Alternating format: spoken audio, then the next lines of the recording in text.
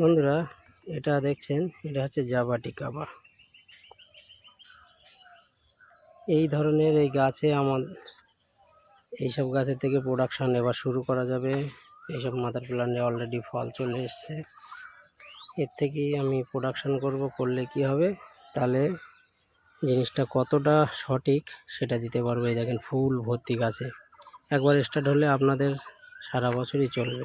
আর বন্ধুরা, এইভাবে নেট দিতে হবে, নইলে কিন্তু পাখিতে নিয়ে নেবে, কারণ বহুত সফট এবং পাখিদের খুব মুখরোচক জিনিস।